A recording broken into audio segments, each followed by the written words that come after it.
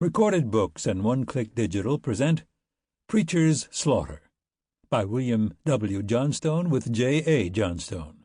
Narrated by George Guidall. Chapter 1. One of these days he was going to just stop coming to St. Louis, Preacher told himself, as he looked down the barrel of the flintlock pistol the angry black-bearded man was pointing at him. It seemed like trouble was always waiting for him every time he set foot in civilization. Preacher dived forward as smoke and flame spouted from the pistol. The heavy lead ball hummed through the space where his chest had been a split second earlier. Preacher landed on a shoulder and rolled over with the lithe, athletic grace of a younger man. Preacher was approaching middle age, but didn't look or act like it. The life he had lived since leaving his family's farm and heading for the frontier more than 2 decades earlier had kept him young. As he let the momentum of the somersault carry him back up onto his feet, he considered snatching his heavy hunting knife from the fringed and beaded sheath at his waist and plunging it into the gunman's chest. Hell, the varmint deserved it, Preacher thought. He'd pulled a gun, after all. But while killing this idiot wouldn't make Preacher lose a minute's sleep, dealing with the law afterward would be an annoyance.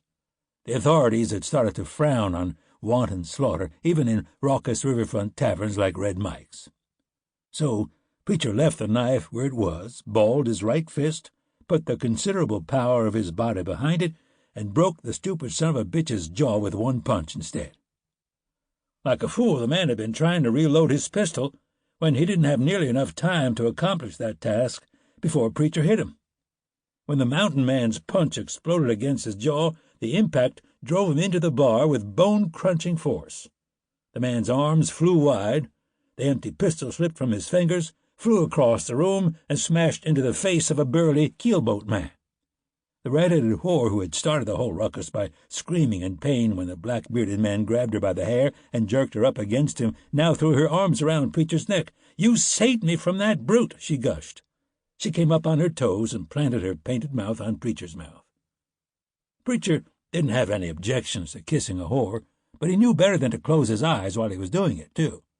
Because of that, he saw the keelboat man leap up from the table, blood running like twin rivers from his busted nose, and charge across the room like a maddened bull. Clearly the fellow didn't care whose fault it was that he'd gotten walloped in the snoot. The black-bearded man had collapsed in a moaning heap at the foot of the bar, so the riverman headed for the combatant who was still on his feet to take out his rage. Preacher thought about shoving the whore at the man to trip him. After all, she'd had a hand in this mess, but that wouldn't be the chivalrous thing to do, and Preacher still tried on occasion to be a gentleman. So he took hold of the redhead under the arms, picked her up, and swung her out of the way.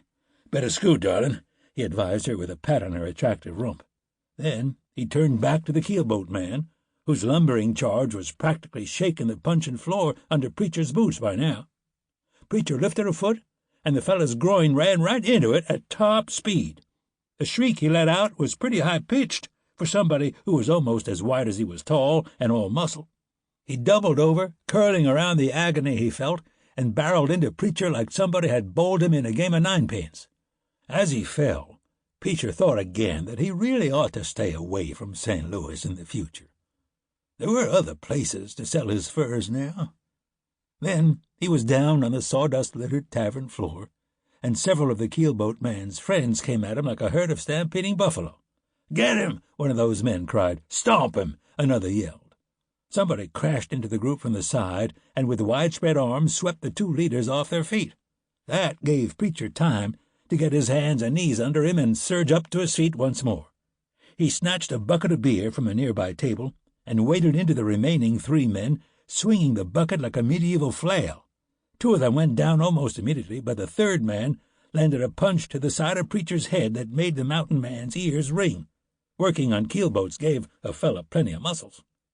One of the men Preacher had knocked down grabbed his leg and twisted.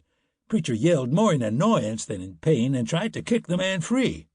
The one who was still on his feet took advantage of the distraction and hammered a punch to Preacher's solar plexus that knocked the air out of his lungs. Then he tackled Preacher around the waist and dragged him to the floor. Preacher wound up wrestling with all 3 of them as he rolled around in the sawdust. A pungent blend of spilled beer, vomit, unwashed flesh, and horse dung assaulted his nostrils. He clamped a hand around the throat of one opponent Sample complete. Ready to continue?